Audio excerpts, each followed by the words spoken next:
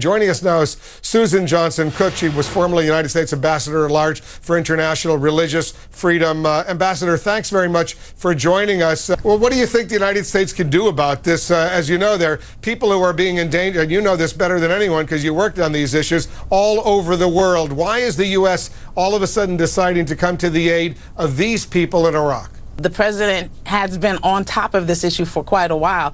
It's escalated to such a point that the Americans have to get involved. The U.S. set the model and the standard in terms of religious freedom. We have it in our Constitution.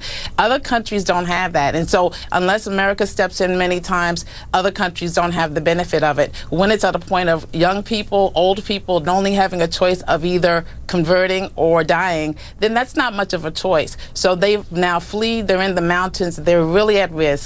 And it's a point that the Americans have to step in. We're the model. We hope that there'll be other international partners that will jump in. But as we know, there are problems all over the world, but it's escalated in Iraq. Isn't this the responsibility of the government of Prime Minister Nouri al-Maliki to protect their own people? Why aren't they doing anything? We can't answer why they aren't doing it. They do need to protect all of their religious minorities. This is very much a religious freedom issue. We can't answer why they are not. When they do not protect, then we have to step in. It is our hope that there will be a humanitarian approach and that they will protect all of its citizens. That is not the case, and so the U.S. has to step in. You know, it's been an ongoing problem. It hasn't just really started. I mean, Congress as well as the administration have been very, very concerned. You know, in the last 3 annual reports for international religious freedom, Iraq was really at the top of the list in terms of how absent the religious freedom issue was. Because we could not go to Iraq, we were able to meet with the Christian diaspora and now the Yazidi diaspora who are in the United States. They're still a minority, but they date back prior to Islam, to Christianity, and to Judaism.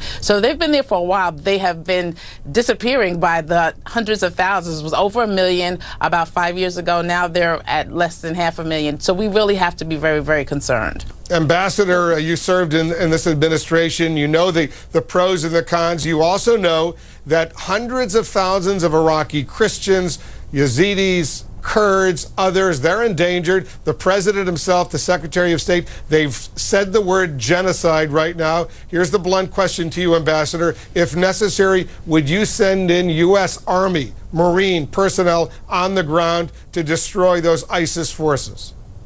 Well, you know what? I'm a faith leader. I've never served in the military. I leave that to the colonel and to those who are military leaders, and we have to put our faith in them to make the right decisions. They know what to do. But what I can tell you that this is war. It's a religious war, and many lives are being extinct, actually. We're talking about if there are only about 350 to 400,000 Christians left in Iraq because of the mass exodus, and 100,000 of those are fleeing now in this particular time. You're talking about a whole ethnic religious group being extinct. You started the last segment with a beautiful baby who's 40 days old. Usually in the Christian faith and in any faith, you celebrate the life and the life that's ahead of that particular child. Right now we're talking about not necessarily celebrating life because this child and their family is preparing for death. So we are at a very grave crisis, and I know that we're at a religious war. So the United States has to make the best decision based on our leadership that we have. Well, if you know, evacuating means that we're running away from the crisis.